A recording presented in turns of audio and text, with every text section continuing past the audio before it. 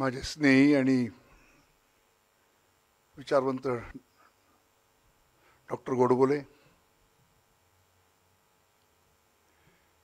आज ज्यांनी प्रकाशन केलं ते प्राध्यापक संतोष शेलार, पुस्तकाचे लेखक अक्षय, महेश, या ठिकाणी उपस्थित आणि फेसबुकवरनं देखील जे ऐकतायत ते सर्वांना नमस्कार.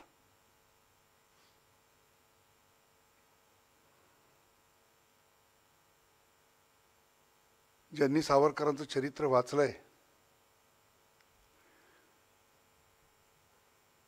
तरुणपणापासून त्यांची दैवत कोण आहेत? शिवाजी महाराज, राणा प्रताप, गुरु गोविंद सिंग आणि रणछोडदास भगवान श्रीकृष्ण. मुद्दाम मी असं म्हणलं, ही त्यांची दैवत आहेत.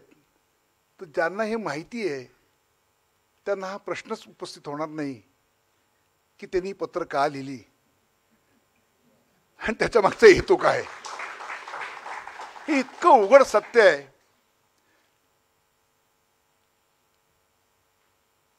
पण जसं संतोष शेलार म्हणाले तसं 2000 सालानंतर हिंदुत्वाचा विचार सत्ताधारी बनला.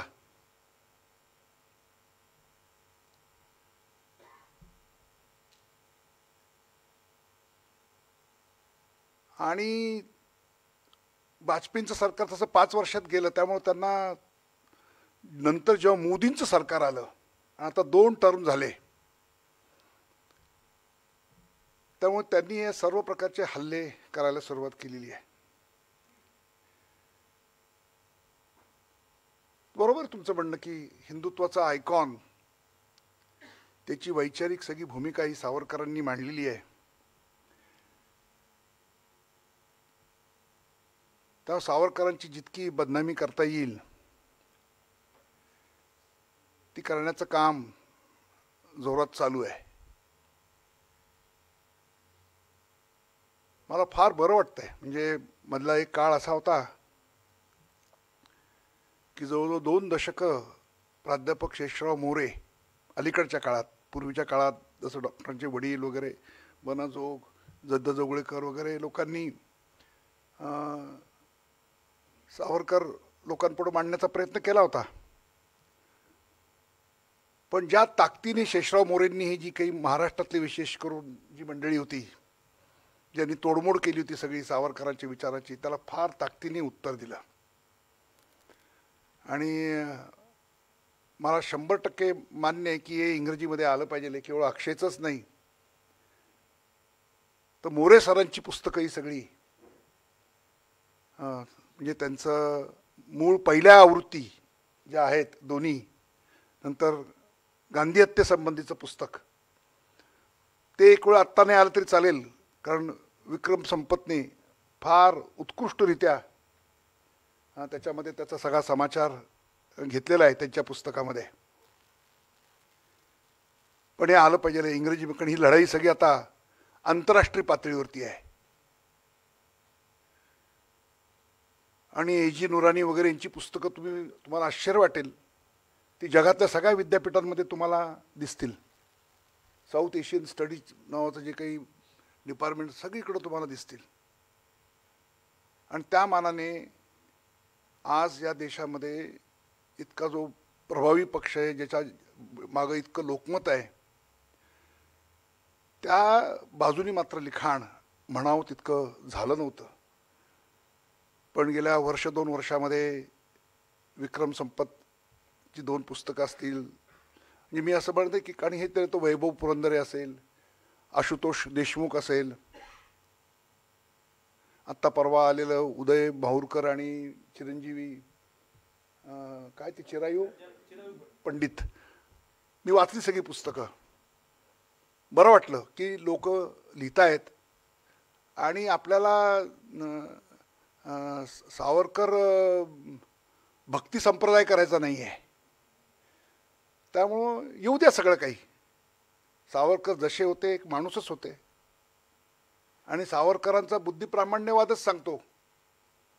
त्याच्यामध्ये व्यक्तिप्रामाण्य नाही, शब्दप्रामाण्य नाही, संस्थाप्रामाण्य नाही, सर्व प्रकारचं प्रामाण्य ज्याने झिडकारून लावायला आपल्याला सांगितलंय, त्याच्यामध्ये सावरकरांचा विचार देखील पटला नाही तरी टाकून द्यायचा, हे देखील त्याच्यामध्ये आहे. हे सावरकर विचाराचं प्रचंड सामर्थ्य आहे. हे आपण नीट लक्षात घेतलं पाहिजे आहे. त्यांनी घेतलेल्या भूमिका ते काही प्रेषित नाहीत हिंदुत्वाचे. त्यांनी लिहिलेलं जे काही बायबल कुराण नाही आहे, कारण खरंच आहे की त्यांच्या ध्येयसृष्टीमध्ये जे आहे आणि प्राप्त परिस्थितीत काय भूमिका घ्यायची हे ते ठरवत जात आहेत. की तुम्ही भिंती उभ्या केल्या आहेत. अंदमानात जाण्याच्या आधीचे सावरकर जे होते तेही हिंदी राष्ट्रवादीच होते. सावरकर इतिहासाचा उपयोग करत होते, सगळ्यांनीच केलाय. जेव्हा पंडित नेहरू पुस्तक लिहितात इतिहासावरती, तर त्यांच्या राजकीय विचार प्रणालीला सुसंगत असं ते लिहित आहेत. तसं स्वाभाविकपणे त्यांना देखील असं वाटत होतं की इंग्रजांशी लढाई करायची असेल तर हिंदू मुस्लिम ऐक्याशिवाय ते शक्य नाही. म्हणून तो 1857चा ग्रंथ आहे. त्यात ते जिहादचा गौरव करतायत. पण तो खरा आहे का?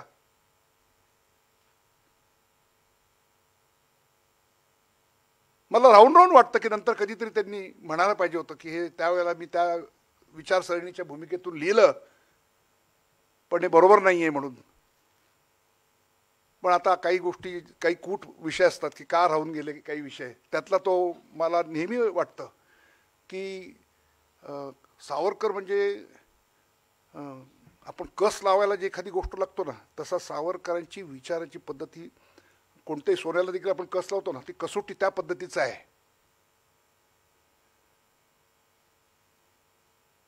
त्यामुळे हा जे सावरकर होते ते अंदमान नंतर जे बदलले ते केवळ त्यांना आलेल्या व्यक्तिगत अनुभवातून बदलले. तर ते जरा कमी दर्जाचं ठरेल म्हणजे बदलणं, किंवा तिथल्या मुसलमान लोकांनी त्यांना वाईट वागवलं, तसं नाही घडलेलं आहे. ते तिकडे असताना भारतीय राजकारणाने जे झपाट्याने जे वळण घेतलं, म्हणजे 20वे शतकच जे सुरू झालं, ते भारतामध्ये ज्या काही संविधानिक रचना यायला सुरुवात झाली, 9 असेल, पुढे 20 असेल, तर हे सगळे जे काही नवीन नवीन कॉन्स्टिट्यूशन हप्ते आले आपल्याकडे, त्याच्यात इंग्रज आणि काँग्रेस या दोघांची शर्यत लागली की या लढतीमध्ये कोणाला तरी आपल्याबरोबर घेतलं पाहिजे. मुसलमानांना आपल्याबरोबर घेतलं पाहिजे. इंग्रजांनी घेतलं तर त्याच्यापेक्षा अधिक आपण काहीतरी देऊन बरोबर घेतलं पाहिजे. आणि त्याची सुरुवात ही लखनौ करारापासून आहे. लखनौ करार हा तथाकथित राष्ट्रवादी जिनाबरोबर केलेला आहे. आणि मोरे सरांनी फार उत्कृष्ट उत्तर दिलं आहे की ते जे काही मुसलमानांना झुकतं माप दिलेलं टिळकांनी, ते जर दिलं नसतं तर असा वेगळा लखनौ करार जिनाने केला असता का? म्हणजे अलीगडवादी मुसलमानांच्या बरोबर केलेला तो प्रयत्न, आणि बरोबर 4 वर्षांनीच गांधींनी देवबंदी लोकांना बरोबर घेऊन केलेली खिलाफतची चळवळ.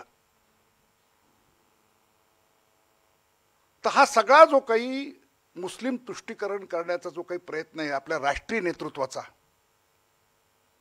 तो या अगतिकतेतून आहे की स्वातंत्र्य तर मिळणारच आहे आपल्याला, ते उघड दिसत होतं सगळ्यांना, पण हिंदू मुस्लिम ऐक्याशिवाय ते अशक्य आहे. आणि काही करून आपण त्यांना आपल्या बरोबर घेतलं पाहिजे. म्हणून जे काही हिंदू मुस्लिम ऐक्याचं प्रयत्नाचं जे काही दशक आहे ते लखनौ करारापासून खिलाफतपर्यंत, तो त्या अखंड भारत त्याच्या पर्व जर म्हटलं तर त्याचं ते पहिलं पर्व आहे. ते खिलाफतला संपतं.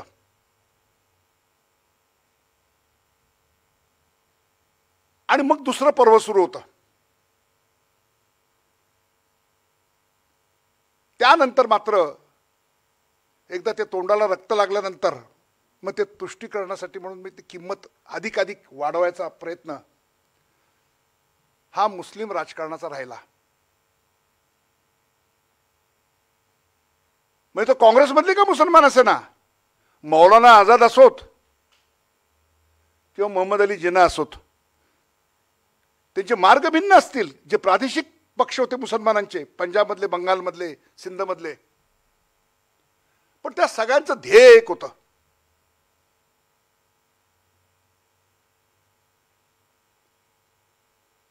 भारतीय उपखंडामध्ये जे हिंदूंचं लोकसंख्येचं बहुमत आहे हे शून्यवत कसं करायचं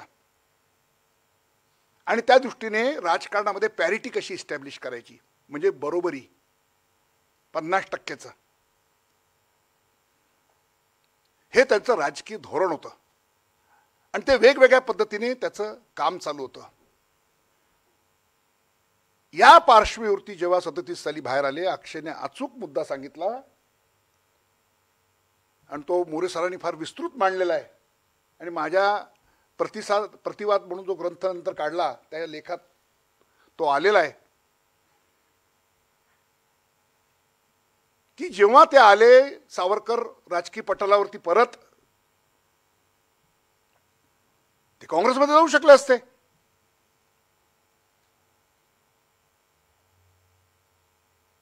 पण त्यांनी ठरवलं की राजकारण करायचं तर हिंदू हिताचं राजकारण करायचं.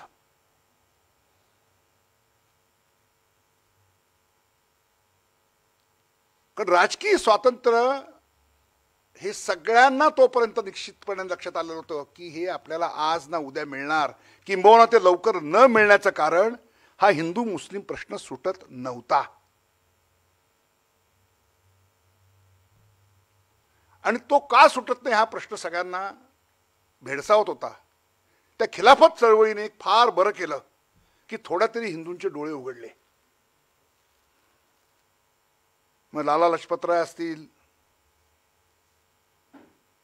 मदन मोहन मालवीय असतील, सावरकर असतील, हेडगेवार असतील, की जे सगळे हिंदी राष्ट्रवादी लोक होते, यांना वाटलं काहीतरी गडबड आहे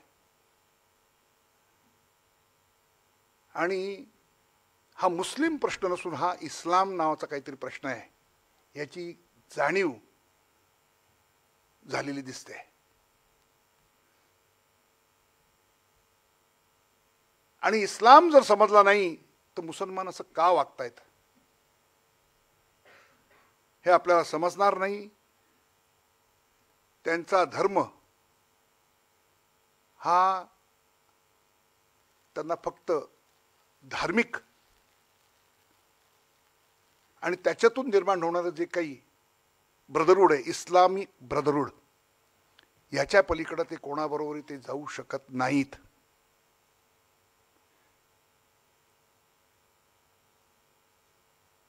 हे बऱ्याच जणांना लक्षात यायला लागलं होतं की हे काय घडतंय ते.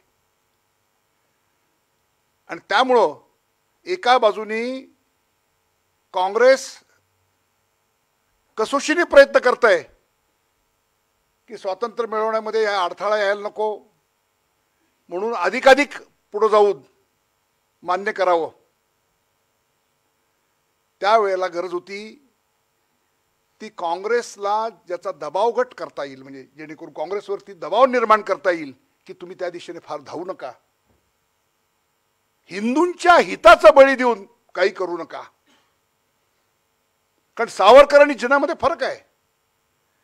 सावरकरांचं हिंदुत्व अगदी सोपं, मी पुन्हा पुन्हा सांगतो ते की बहुसंख्य असून देखील हिंदू समाजाला असा कोणताही हक्क, सवलत, अधिकार असता कामा नये जो अल्पसंख्याकांना नाही.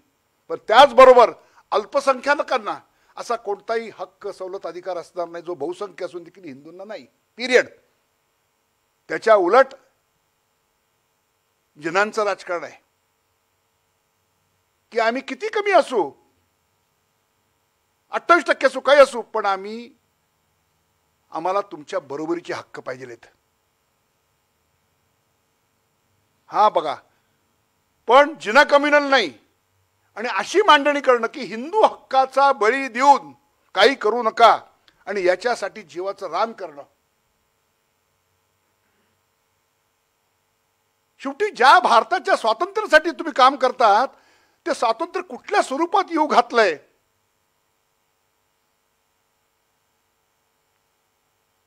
त्याबद्दल समाजाला सावध करणं हे राजकारण नाहीये.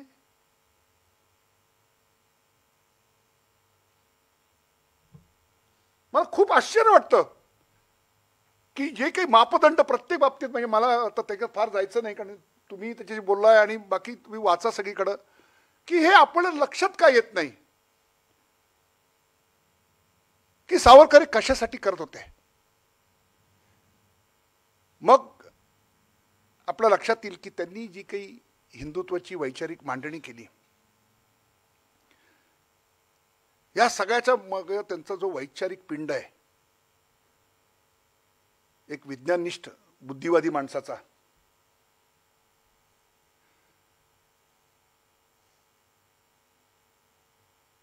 तो आज आम्ही जे कोणी आज स्वतःला हिंदुत्ववादी म्हणतो तो आम्ही पायाभूत मानतो आहोत का. मला विरोधकांची काही काळजी नाही आहे, ते त्यांचं बघून घेतील. मला प्रश्न आहे की जे सावरकर आयकॉन मानतात, आम्ही भले पार्लमेंटमध्ये त्यांची प्रतिमा लावू, अंदमानमध्ये 4 गोष्टी करू, प्रश्न एवढाच आहे की आम्हाला सावरकर समजलेले आहेत का.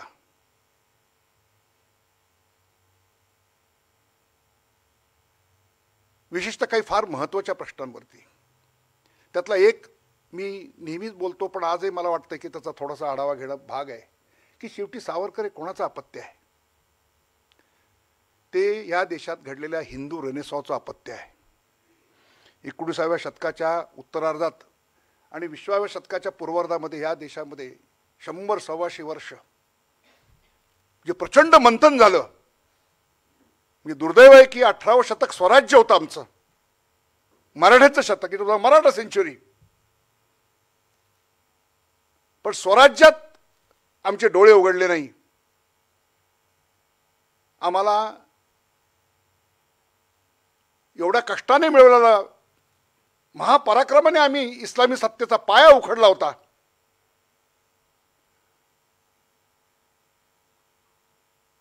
पण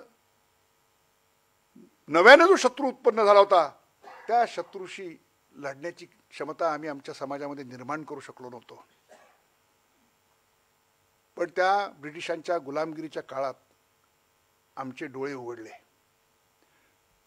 आमच्या समाजामध्ये प्रचंड विचारमंथन, विचार कलह, आगरकरांच्या शब्दात घुसळून निघाला हा समाज. आणि पारंपरिक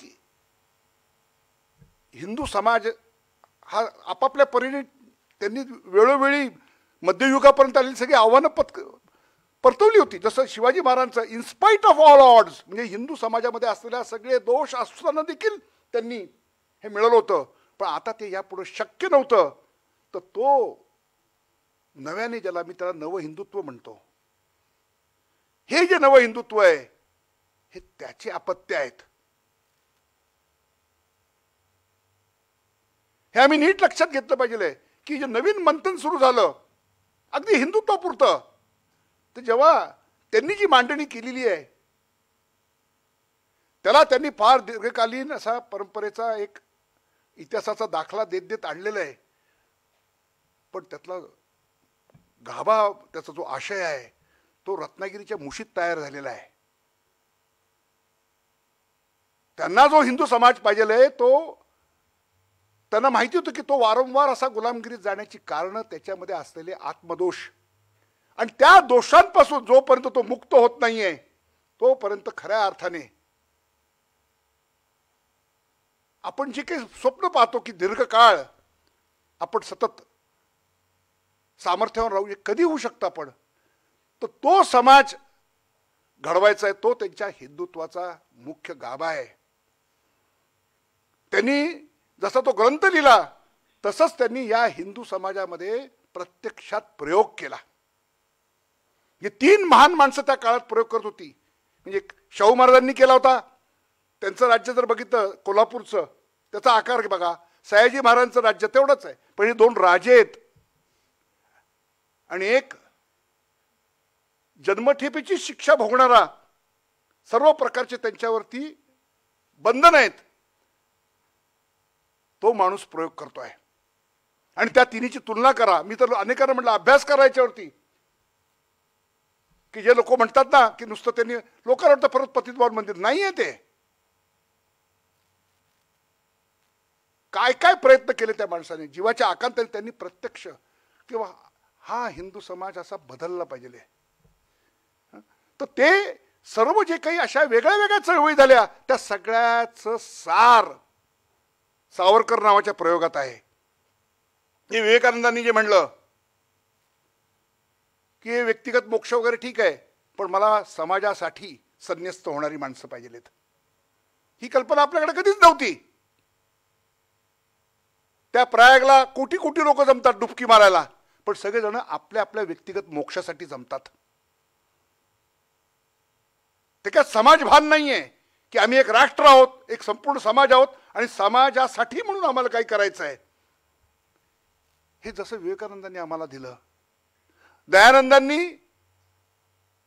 अरे आत्ता तू हिंदू आहे, तुला बळजबरीने कोणी मुसलमान केलं, तुला परत हिंदू करून घेऊ असं नाही. तुझे वाड वडील कधी 1000 वर्षापूर्वी जरी मुसलमान झाले असतील तर तू परत येऊ शकतोस.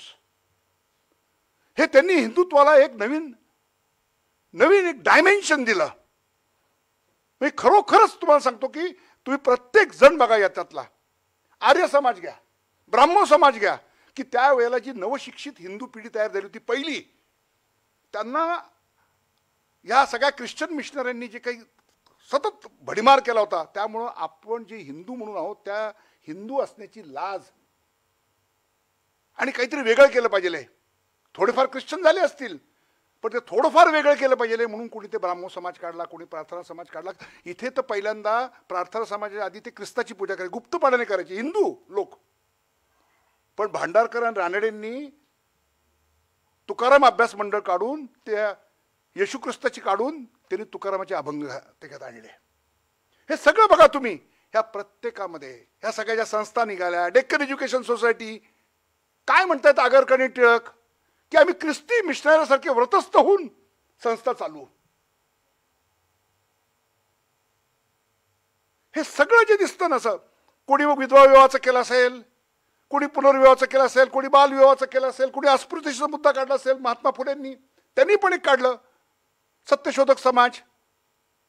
कोणालाही अनेक प्रकारचे मूर्तीपूजा नको, त्यांनी निर्मिक कल्पना केली.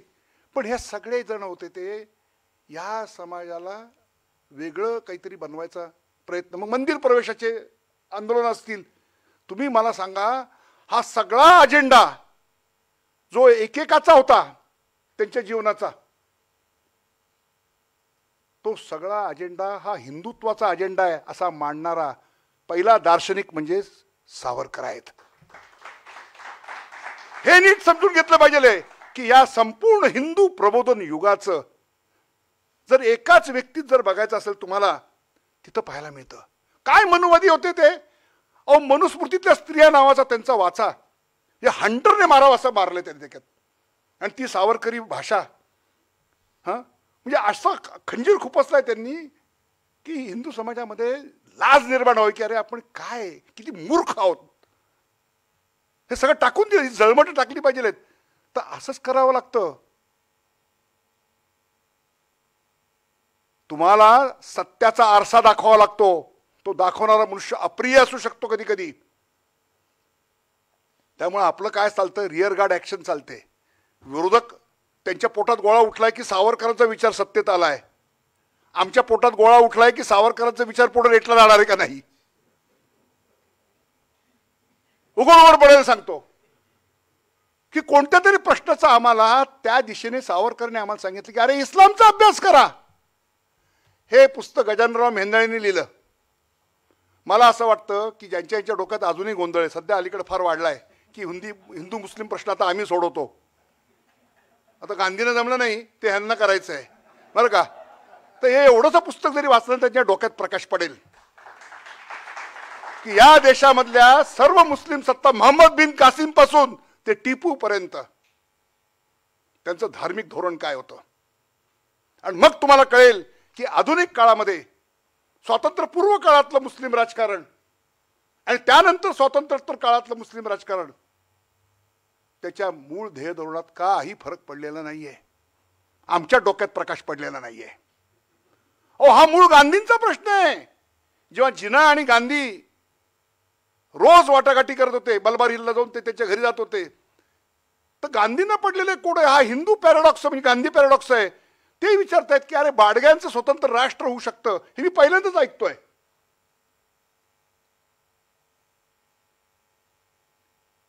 अरे तू मुसलमान होण्यापूर्वी तुझे पूर्वज माझे पूर्वज एक आहेत, म्हणजे तुझा उपासना पंथ बदलण्याच्या पूर्वी तत्पूर्वीचं सगळे जे काही संचित आहे इतिहासाचं ते तुझं माझं समान आहे, तुझी माझी मातृभूमी समान आहे. जिनाने त्यांना उत्तर दिलेलं आहे की अहो जिना तर या लेवलला, जिनाचं कोटेशन आता माझ्याकडे नाही आहे कारण मी, पण त्याने सांगितलं की पाकिस्तान कधी जन्माला आलं, ज्या दिवशी मोहम्मद कासिमने पहिला हिंदू सिंधमध्ये मुसलमान केला त्या दिवशी पाकिस्तान जन्माला आलं. जिनाला नक्की कळलेलं होतं, पण आमच्या हिंदू मनाला ते कधीच समजलं नाही. हाच प्रश्न याच पद्धतीने गोळवळकर गुरुजींनी उत्तर दिलंय त्या गिलानीला. सेम किंवा तुझं काय उपासना पंथ बदललाय, मला काय प्रॉब्लेम नाही, तुझे पूर्वज माझे पूर्वज समान आहेत, आपला ऐतिहासिक संचित समान आहे, आपली मातृभूमी समान आहे, हे आपण मान्य केलं की आपलं भांडण कुठं उरलं. मुस्लिम समस्या कशातून निर्माण झालेली आहे, ती हिंदू मुस्लिम समस्याच नाहीये, आपल्याकडून नाहीच आहे ती. हे जर आपण नीट समजून घेतलं नाही आणि आपण असं म्हणलं की काँग्रेसने केलं ते लागून चालन, आम्ही करत नाहीये, त्यांनी काहीतरी अभ्यास केलेला होता तरी त्यांना एवढी टेंगळ आली. आमचा बोडक्याचा काही अभ्यासच नाही, त्या विषयाचा काही माहितीच नाहीये. आणि आम्ही जर हे विसरलो, आम्ही तुम्ही त्यांचा आपला DNA काही वगैरे वगैरे फार लांबची गोष्ट आहे, आम्ही देखील आमच्या इतिहासातली परंपरा निवडताना अगदी हिंदूंमधली देखील तर आम्ही राणा प्रताप पण आमचाच आहे, मानसिंग पण आपला आहे, पण आज आम्हाला प्रेरणा कोणापासून घ्यावीशी वाटते, मानसिंग पासून का राणा प्रतापापासून? आम्हाला शिवाजी महाराजांपासून प्रेरणा घ्यावीशी वाटते का जे त्यांचे सख्खे नातेवाईक तिकडे मोगल आणि आदिलशाहीकडनं होते त्यांच्याकडनं? कोणाकडून? आमचेच होते ना ते. शिवाजी महाराजांना काय स्वकीयांशी लढावं लागलं नव्हतं का? तुकाराम महाराजांना ज्यांनी छळलं ते आमचे पूर्वजच आहेत की. आम्ही आमचे पूर्वज नाही बदलू शकत, पण आम्ही कोणाला मानतो, आमच्या मनात प्रतिष्ठा कोणाला आहे? त्या काळाराम मंदिराला, पर्वतीला आणि चौदार तळ्यामध्ये ज्यांनी बाबासाहेबांना मारलं ते आमचे पूर्वज नव्हते का?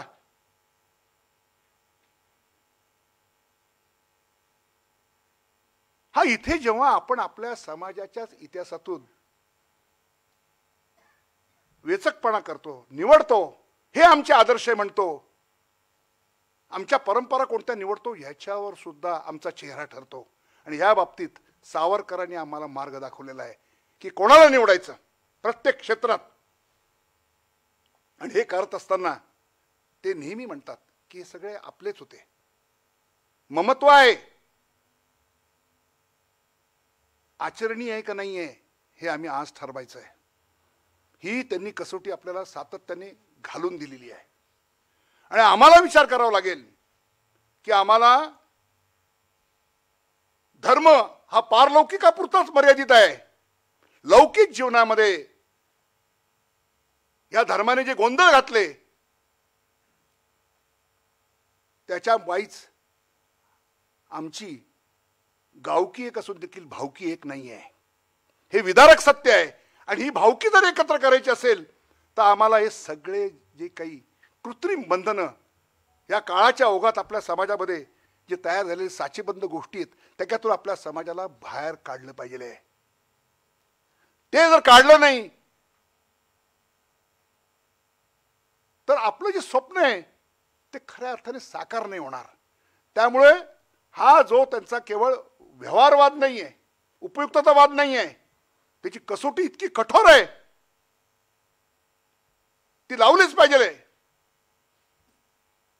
आणि त्यांनी आम्हाला आदर्श दोन्ही प्रकारचे घालून दिले की तुमची ध्येयसृष्टी काय असली पाहिजे, की हा एक रस एक जातीय हिंदू समाज निर्माण व्हावा. आज शक्य काय? आज मला हळदी कुंकू सगळ्या जातीचं करीन, मी सहभोजन करीन, शुद्धी, प्रत्येक गोष्ट घ्या त्यांनी. म्हणजे कोणती गोष्ट त्यांनी सोडली नाही की जी त्या त्या वेळेला कोणत्या ताकदीने किती करता येते ती तशा पद्धतीने ती केली पाहिजे. तर याचं भान आपण कुठं सुटता कामा नये. आणि त्यामुळंच आज आपल्याला हे सगळं लक्षात घेऊन या विषयावरती विचार करावा लागेल की मग हा जो मुस्लिम प्रश्न आजही 21व्या शतकात देखील भारतामध्ये आज समस्याच आहे, त्याचं उत्तर काय आहे? त्याचं आपल्याला संविधानिकच उत्तर ऑलरेडी आपल्या याच्यामध्ये आहे, आपल्या संविधानाच्या धोरणात आहे. जे 2 फॉल्ट लाईन राहून गेल्या होत्या, स्वाभाविक आहे, शेवटी ती एक ऐतिहासिक घटना होती. त्यावेळेला एक म्हणजे आपलं जे भौगोलिक एकत्व आहे समाजाचं, त्यात काश्मीरचं विलिनीकरणाचं मुद्दा अर्धवट राहिला होता. मोठं ऐतिहासिक काम केलं आणि आपण आज आता आपल्या देशामध्ये सर्व स्टेट्स म्हणजे आपलं फेडरेशन हे इक्वल आहे. नाही तर मग आज काश्मीरचं ते काय काश्मीरियत वगैरे वगैरे ती, मग उद्या खलिस्तान, उद्या कोणी महाराष्ट्रस्थान, कोणी द्रविडस्थान, काही मागेल. पण त्याचा विषय जसा संपवला तसाच संविधानामध्येच सोय आहे. जे दुसरं एकत्व आपल्याला निर्माण करायचं आहे ते एकत्व आपल्याला समान नागरिक कायद्याशिवाय शक्य नाही आहे. कारण समान नागरिक कायदा केला तरच पारलौकिक शब्दांच्या बळावरती लौकिक व्यवहारामध्ये राष्ट्र जीवनामध्ये तुम्हाला काही मिळणार नाही. मुसलमानांना मिळणार नाही, हिंदूंनाही मिळणार नाही, कोणालाच नाही मिळणार. जो नागरिक कायदा आहे तो सगळ्यांना समान झाला. आणि तिसरी गोष्ट जी परत जी शिरली, पूर्वी आपण जे म्हणायचो तुष्टीकरण, आता परत एक नवीन प्रकार निघालाय, तो म्हणजे मायनॉरिटिझम. म्हणजे मायनॉरिटी प्रोटेक्शन म्हणजे काय? तर ते मायनॉरिटी म्हणून त्यांना कोणत्याही प्रकारचं डिस्क्रिमिनेशन होऊ नये. पण जे बहुसंख्य असलेल्या हिंदू समाजाला ते लाभार्थी होऊ शकत नाही, ती गोष्ट तुम्हाला नाही मिळू शकत. एज्युकेशन इन्स्टिट्यूशन वगैरे किंवा धार्मिक संस्था असतात त्याच्याबद्दल हे जे काही विसंगती आहेत आपल्या समाजामध्ये, तर आपल्याला ह्या पहिल्यांदा दुरुस्त करावं लागतील. त्याच्यासाठी फार वेगळं काही करायची गरज नाही आहे. भारतीय संविधान त्याच्यासाठी समर्थ आहे. त्या संविधानाच्या आधारावरतीच एकदा का या देशात निश्चित झालं की तुमच्या कम्युनल आयडेंटिटीवर तुम्हाला काही मिळत नाही, लौकिक लाभ काही मिळणार नाही, अशा प्रकारचा राजकीय प्रघात पडला, मग राजकीय पक्षांमध्ये स्पर्धाच होणार नाही त्याच्यासाठी. दिस इज व्हॉट इज डुएबल. हे कित्येक वेळा एलिफंट इज इन रूम, तुमच्या डोळ्यासमोर काय केलं पाहिजे. आपण भलत्या सलत्याच गोष्टी करतो आहोत की याचा काही उपयोग नाहीये. काय उपयोग आहे त्याने सांगून तुमचं माझं डीएनए एक आहे. आणि हिंदूही पुष्कळात पडतात की औरंगजेबाचा आणि शिवाजीचा एक डीएनए. म्हणजे गोंधळ, त्यांचा गोंधळ कधीच होणार नाही, त्यांचं पक्क आहे. त्यांना जाणीव करून द्यायची आहे की हिंदूंबरोबर तुम्ही जे जगताय ते मदिना कराराप्रमाणे नाही, भारतीय संविधानाप्रमाणे. आमच्या सुप्रीम कोर्टाने देखील निकाल दिला 3 तलाकचा, तर कुराणात नाही सांगितलं. अरे कुराण बघून तुला कोणी सांगितलं होतं निकाल द्यायला?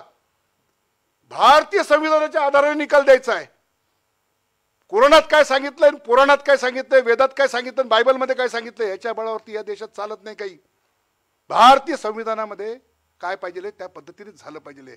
त्यामुळे हा जो काही सगळा गोंधळ आहे एकूण हिंदू मनातलाच बरं का, जोपर्यंत याचा निचरा करायला आपल्याकडे आहे काय, तर असं इतकं कसदार हत्यार सावरकर शिवाय काही नाही आहे. आणि त्या दृष्टिकोनातून सावरकरांना भारतरत्न वगैरे काही देऊ नका. सावरकरांचा विचार डोळ्यासमोर ठेवून तो सगळ्या क्षेत्रातला आजच्या काळाला तो कसा तुम्हाला त्याच तर्कशुद्ध पद्धतीने गेला, तर तो जो काही विज्ञाननिष्ठ मानवतावाद आहे तोच आमचा आधार आहे. मुस्लिम प्रश्न सोडवायचा तर सगळ्यात सोपा मार्ग सांगतो तुम्हाला, सगळ्यांनी मुसलमान व्हायचं, विषय संपला आणि अखंड भारत पण होईल. आपलं ते नाही का आपण 14 तारखेला करतो, करायची गरज नाहीये, आपोआप होईल. आत्ता या देशातल्या सगळ्या मुसलमानांना, बांगलादेशातल्या मुसलमानांना, पाकिस्तानातल्या मुसलमानांना इतकी कळ लागली आहे अखंड भारताची, इतकी, बरं का, तुमच्यापेक्षा जास्त, बरं का. तर ते एका मिनिटात अखंड भारत होईल. पण हिंदू राहून जर काही करायचं असेल तर कसं करायचं, तर याबद्दलचं आपल्याला काही व्यावहारिक पद्धत ठरवली पाहिजे आणि त्या पद्धतीने आपण जाऊ शकतो. आपण ठामपणे बोललो पाहिजे, स्पष्टपणे बोललो पाहिजे. आपण काही गोष्टी चांगल्या केलेल्या आहेत, पण त्या अधिक स्पष्टपणाने करताना किंवा नाही हे नाही चालणार, हे आपल्याला थेट व्यवस्थित कळलं पाहिजे. आणि हे जर एकदा का भारतीय राजकारणामध्ये, राजकीय पक्षांमध्ये स्पर्धा करायला जो वाव आपण ठेवलेला आहे की तुमच्या पारलौकिक शब्दांच्या आधारावरती तुमची जी काही कम्युनल आयडेंटिटी तयार होते, हां, त्याला बेनिफिशियल अशा प्रकारचे प्रोग्राम्स आम्ही राबवू तर ते अधिक घट्ट होणार. तेव्हा हे सगळं पहिल्यांदा आपण विसर्जित केलं पाहिजे. अमुक अमुक मंच, तमुक तमुक मंच, म्हणजे विवेक विचार मंच सोडून बाकी मंच. तर मला वाटतं हे चांगलं काम होईल. मी एकच शेवटचं सांगून माझं बोलणं संपवतो. मला वाटतं मी जरा जास्त वेळ बोललो का नाही, अर्धा झालं ना. तू किती, हां, पाऊण तास झाला. संतोषजी, मी तुमच्यासारखा घड्याळकडे बघत नाही म्हणून झालं. आता एकच सांगतो की ते अखंड भारताचं आपलं फार असतं, हां, आणि आंबेडकरांनी फार सुंदर उदाहरण दिलं. त्याच्यावर मी ते उदाहरण फक्त माझ्या लेखात जे आहे ते मराठी भाषांत केलं. आपल्या मताच्या पुष्ट्यर्थ त्यांनी आयर्लंडचे राष्ट्रवादी नेते व माजी उपराष्ट्रपती रेव्हरंड मायकेल ओ फ्लॅगनन यांचा संदर्भ दिला. ओ फ्लॅगनन म्हणतात, राष्ट्रीय व भौगोलिक सीमा क्वचितच जुळतात. राष्ट्रीय आणि भौगोलिक सीमा. भूगोलाने स्पेन व पोर्तुगालचे एक राष्ट्र बनवले असते, परंतु इतिहासाने त्यांना वेगळे केले. नॉर्वे आणि स्वीडन यांना एक करण्यासाठी भूगोलाने काही उणे ठेवले नाही, पण त्यांची 2 राष्ट्र करण्यात इतिहास यशस्वी झाला. आयर्लंडचे एक राष्ट्र करण्यासाठी भूगोलाने प्रयत्नांची पराकाष्ठा केली, परंतु इतिहासाने ते प्रयत्न फोल ठरवले. लोकेच्छा हीच राष्ट्रीयत्वाची निर्णायक कसोटी असते. हा तो उतारा. मी म्हणलं तर इतिहास हाच राजकीय नकाशांची जडणघडण करतो. मी पुढे लिहिलं आहे, इतिहासामुळे भारताची भौगोलिक अखंडता असाध्य बनली आहे. त्यामुळे स्वातंत्र्याला प्राधान्य देऊन देशाचे विभाजन मान्य करावे असे डॉक्टर आंबेडकरांचे मत होते. मुसलमानांची इच्छा व देशाची सुरक्षा, सावरकरांची सुरक्षा फार महत्त्वाचा मुद्दा आहे बरं का. ही 2 कारणे विभाजनाचा निर्णय घेण्यास पुरेशी आहेत, असा निवाडा डॉक्टर आंबेडकरांनी दिला आहे. धन्यवाद.